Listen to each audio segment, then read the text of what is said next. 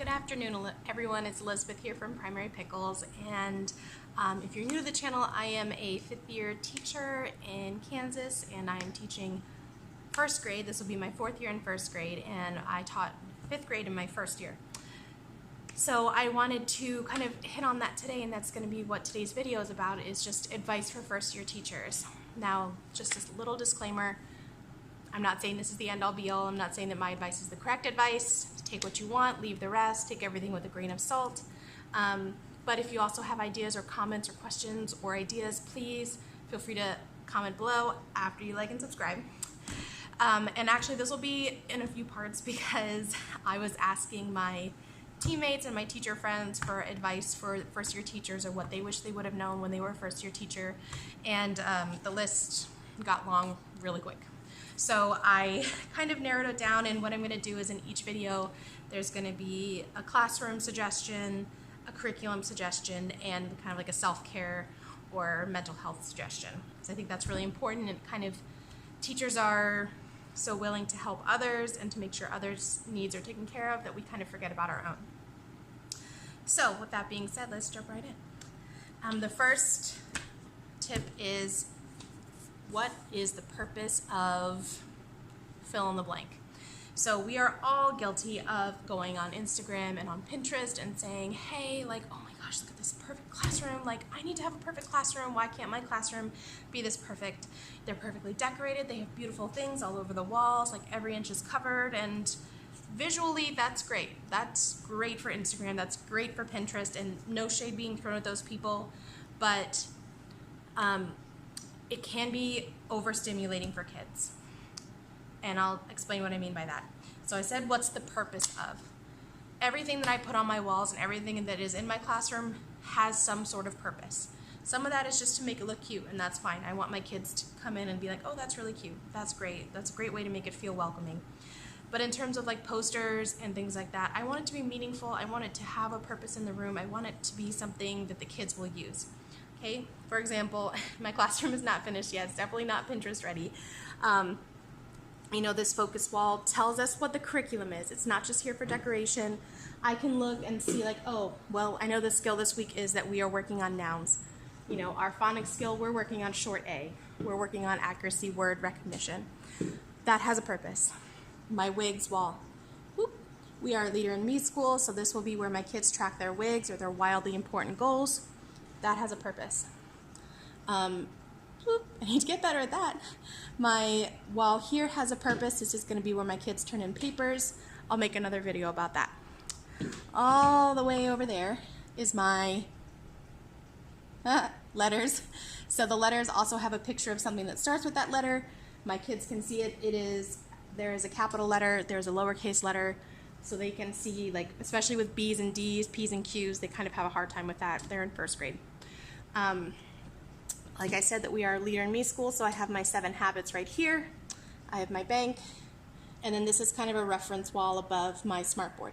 There's colors, there's shapes, there's numbers 1 to 20 in 10 frames, there's the word, and what the actual digit looks like. I also have my wall. Really, my classroom leader wall, my birthday wall, and my date wall. All of those things have a purpose in my classroom. It's not just an inspirational quote, and those are great. It's not just, you know, some other random poster that I have. Those are great too. But overstimulation can be a real problem, especially with elementary school kids, and they're going to end up reading your posters instead of actually following along with you. Also, the people that you see on Pinterest and Instagram have probably aren't first-year teachers, and they probably have spent a lot of money. That's their prerogative. They've probably spent a lot of money to make it look like that. So just take that with a grain of salt, and remember that you're there to teach, you're not there to have a cute room. Yeah. So the next thing is something that you hear a lot, but sometimes it's kind of hard to digest. And that is procedures, procedures, procedures. How do you decide what to teach first? There are so many things that you have to teach. If you look at one of those lists, where do you even begin? So I had a student teacher this year, and she asked me this question, and the advice I gave her was to pick the things that annoy you the most. What is going to make you What is going to work you up the most to be annoyed with your students? It happens. We get annoyed with our students sometimes. That's not news to any teacher. So what things annoy you the most? Is it pencil sharpening? Is it lining up? Is it coming to the carpet? Is it pushing in chairs? That is one of mine. It drives me nuts when people don't push in their chairs, because then I end up falling over them. I should be able to see past a chair and not worry if I'm carrying something that I'm going to trip over it. Chairs need to be pushed in. I have hardwood floors. It is extremely loud if I don't teach the kids how to push in their chairs, because they just slide them in. We can't do that. It'll scratch the floors, and it's also very loud, and this room has very high ceilings. It echoes really loud. So when picking procedures, pick the things that annoy you the most and harp on those, and then the little things like how do we line up, or whatever you pick, like whatever things don't bother you that much. If it doesn't bother you that your kids talk while they're lining up, then don't worry about lining up right away. That's fine. Pick those few things, master them, and then work on the others. That's just my advice. Okay, and the last one is just something that's good for your students' mental health, and it's also good for your mental health. So it is a 3-to-1 ratio, and you've probably heard this in your college courses, or if you've been a para, or if you've worked in a classroom as a volunteer, or you're a parent, whatever. A 3-to-1 ratio. So a 3-to-1 ratio is 3 positives for every corrective or directive behavior. So every time you have to correct a student, try to give 3 more. Doesn't have to be to that particular student, but you need to make sure that you're giving more positives than you are negatives.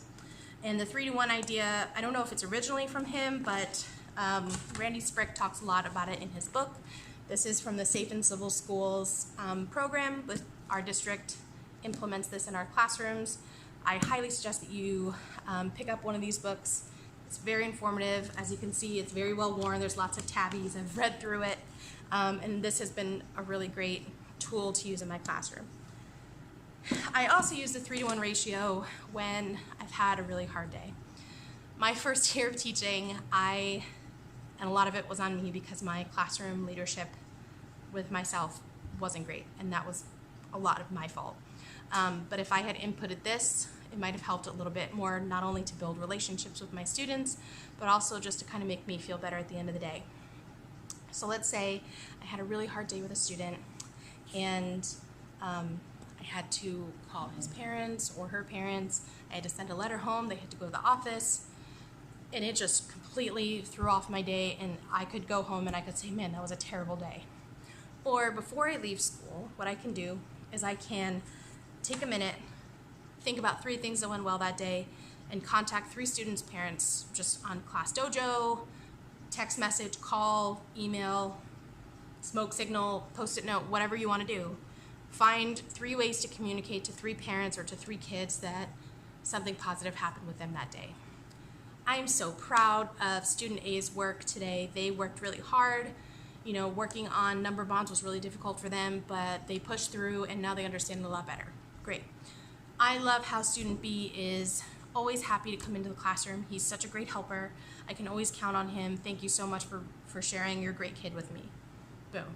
Student C helped another student today. I know that's not something they're always comfortable with, so I'm super glad that he did that. Great.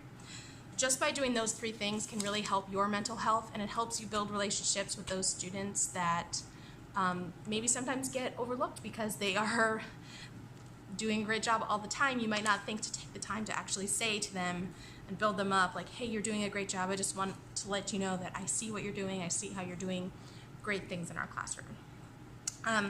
So those are the 3 tips that I have for today. Like I said, this will be a few part series with a little bit of curriculum, a little bit of classroom, a little bit of mental health, self-care kind of things for teachers. If you have any advice for first year teachers, leave it in the comments down below. And you can also send it to me on Instagram, primary.pickles on Instagram. And I'm really excited to share this information with you, and I hope you all have a great year. If you've already started, welcome back. If you're getting ready to start, enjoy your last few days of summer and be ready for the best year yet. I hope you all have a great day. Make sure you like and subscribe. Bye! Okay, really quick outtakes, but look at my help desk. I painted this yesterday. I used 3 coats of this Valspar tintable chalkboard paint. I got it at Lowe's. It was like 14 bucks. The color is Field Time Green, and it's kind of like a Kelly green, and on the camera it looks really, really bright, but in person it's a little bit more of a Kelly green, and I'm super excited to put this in place. You have no idea. We're really working towards student-led learning this year, and Help Desk will be a big part of that because I'm going to have them take over some of my responsibilities when it comes to small groups or to helping. If you're interested in learning about that, just leave a comment down below and I'll make a video all about that. I have my bean boots because it is pouring outside. All the fun things you find in a teacher's classroom. So I just had to share this with you guys because it was so, so cute, and I'm so excited to have it in my classroom.